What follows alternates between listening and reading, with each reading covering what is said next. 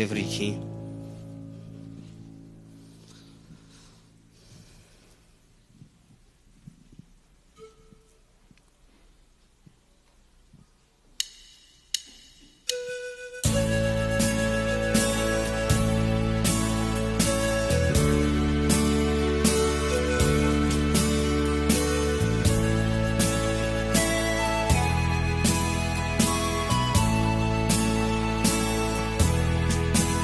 hel ram ao thong athang holin chim kho lâu mi rum pa in tuar nak ni thong a kan than ngày chi san at lai lâu swal phuan san at lai lâu acha a giang pha na ning aliam chang mi thiang mi na an na van suy khoa nang le ke ning khat kha kan phan te la akal ja kan u nau na kan ton ti ka ngày chiat na valai nun hi kan phil te la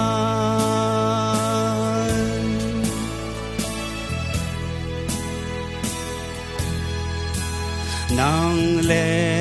kai cha a chun swal pho na ti lâu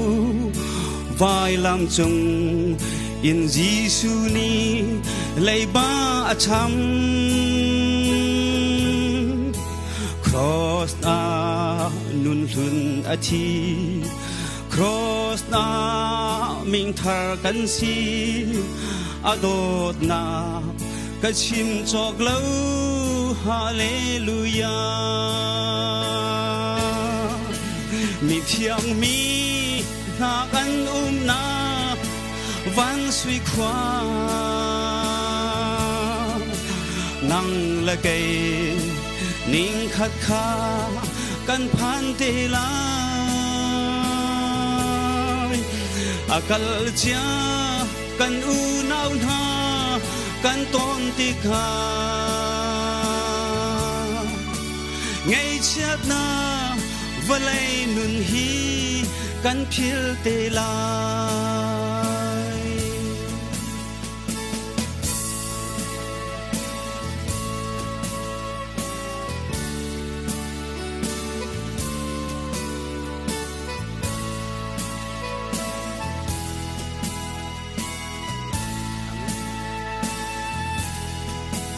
lan na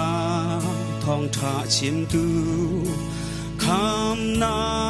thong tha chim ding Giêsu ning vô lei a phial chi kan si u nào na kal lai mo u nào nai phiang chang mo boy pa lâu pha chẳng tuan tu an tong tuk mi thiang mi na an na van suy khoa nang la ke ning khat kha kan phan te lai akal cha kan u nau na kan ton ti ka ngày chiat na valai nun hi kan phil te la